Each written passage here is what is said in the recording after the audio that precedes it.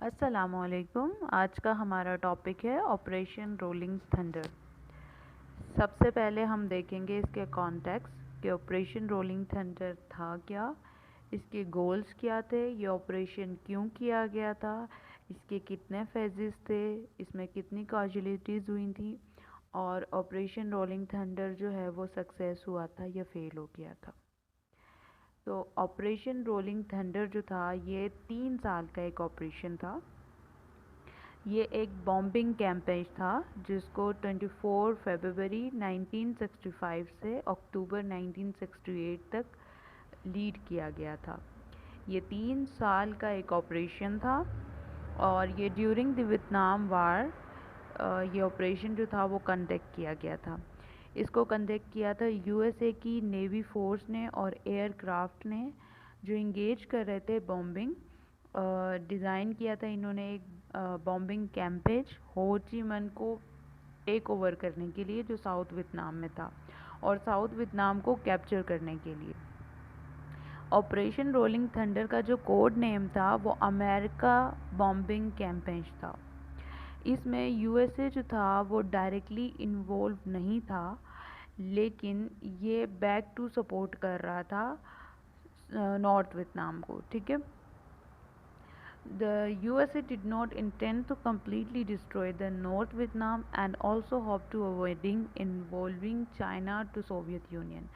अब अमेरिका इसमें चाहता था कि वो कम्प्लीटली साउथ वियतनाम को डिस्ट्रॉय कर दे और उसको कैप्चर कर दे, मगर अमेरिका ऐसा ना कर सका क्योंकि हो ची मन जो थे वो एक तो बहुत ही ग्रेट लीडर थे, उनकी जो पॉलिसीज़ थी वो बहुत ज़्यादा बेहतरीन थी। दूसरी बात यह है कि साउथ वियतनाम को जो सपोर्ट कर रहे थे वो सोवियत यूनियन कर रहा था और सोवियत यूनियन एक सुपर पावर कंट्री रह चुकी है और अब भी है। अब ये ऑपरेशन क्यों किया गया था और इसके गोल्स क्या थे? पहला तो इसका गोल ये था कि ये टेक ओवर करना चाहते थे साउथ वियतनाम को। ठीक है। और दूसरा गोल इसमें ये था अमेरिका का कि वो कम्युनिज़म को स्टॉप करना चाहता था। जैसा कि हम पीछे भी पढ़ के आए हैं कि कम्युनिज़म जो है वो यूएसएसआर की आइडियोलॉजी थी, जबकि यूएसए की आइडियोलॉजी थी जो थी वो कैपिटलिज्म थी। तीसरा जो इसका बड़ा गोल था इस ऑपरेशन का यूएसए की तरफ से वो ये था कि वो साउथ वियतनाम की जो इंफ्रास्ट्रक्चर है उसको डिस्ट्रॉय करना चाहते थे, यानी कि वहाँ की जितनी भी फैक्ट्रीज़ और जितनी भी बिजनेस एरिया थे उन सब को डिस्ट्रॉय करना चाहते थे ताकि ये कंट्री डेवलप ना हो सके। इसके अलावा जो कैपिटल सिटी था साइगोन साउथ वियतनाम का, उसको भी ये कैप्चर करना चाहते थे and reduce the flow and external assistance began provided North Vietnam to reduce those military and industry resources that contribute the most of the support of North Vietnam। जैसा कि मैं आपको बता चुकी हूँ कि ये रिड्यूस करना चाह रहे थे वहाँ की मिलिट्री को, इंडस्ट्रियल एरिया जो जितने भी थे उनको डिस्ट्रॉय करना चाह रहे थे और ये चाहते थे कि साउथ वियतनाम की जो मेन चीज़ें हैं जैसे कि रेल्स और रेल रोड, रेडियो स्टेशंस, ये सारी चीज़ें वो डिस्ट्रॉय करके मतलब मुकम्मल तौर पर तबाही करके वहाँ पर अपना जो है वो रिजिम चाहते थे। अब इसके फेजेस देखते हैं। इसके जो हैं वो 5 फेजेस थे। ठीक है। टाइम टू टाइम ये ऑपरेशन होता रहा है।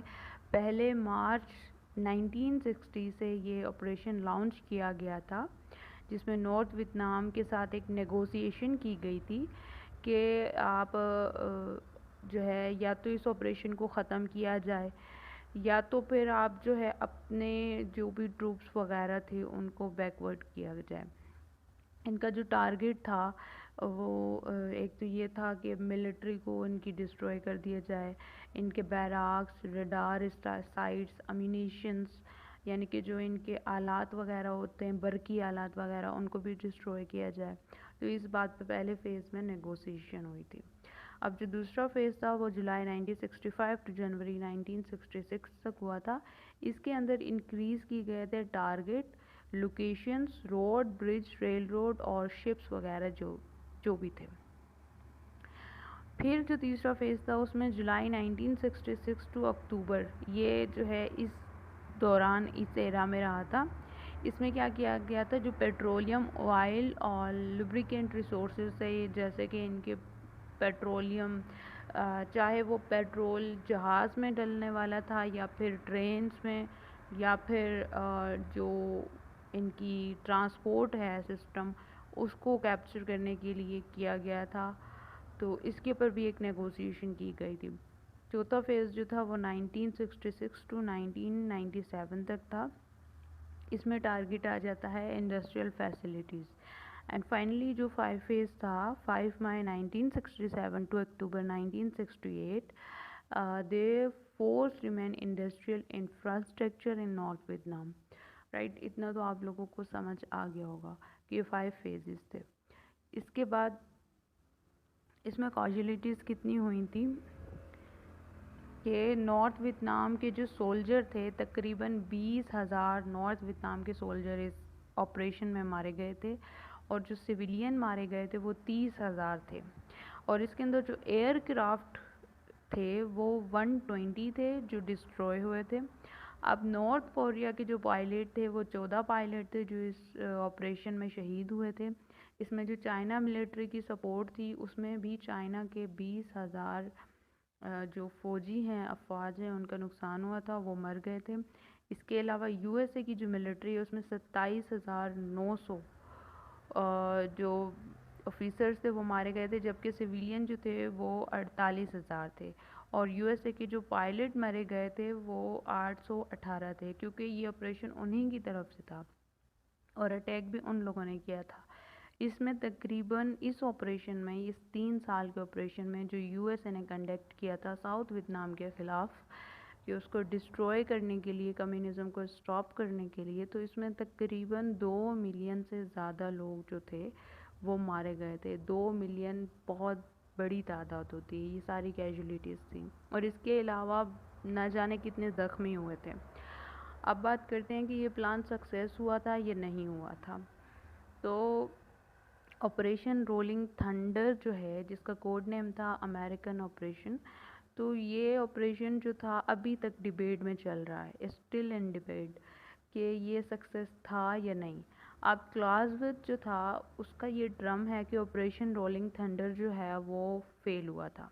क्लाउज़विट्ज़ जो है वो चाइना के एक राइटर हैं, उन्होंने अपनी बुक में लिखा है कि ये ऑपरेशन रोलिंग थंडर जो है ये फेल था, क्योंकि इसमें इफ़ेक्टिव पॉलिटिकल इंस्ट्रूमेंट जो थे वो यूज़ नहीं हुए थे, और इसका जो गोल था, जैसे कि stop communism and to achieve the South Vietnam, तो इसमें यूएसए जो था वो अपने गोल को अचीव नहीं कर पाया था। ना ही वो कम्युनिज़म को रोक सका, ना ही वो साउथ वियतनाम को कैप्चर कर सका था।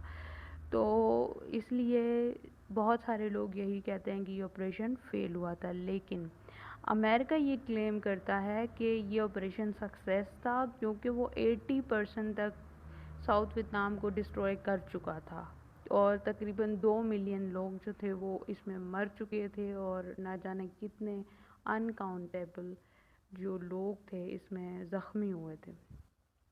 तो अमेरिका ये क्लेम करते हैं कि ये सक्सेस था, जबकि बहुत सारे और भी लोग हैं, राइटर्स हैं, जो कहते हैं कि ये सक्सेस नहीं हुआ था। तो अभी तक ये जो है operation rolling thunder still in debate चल रहा है।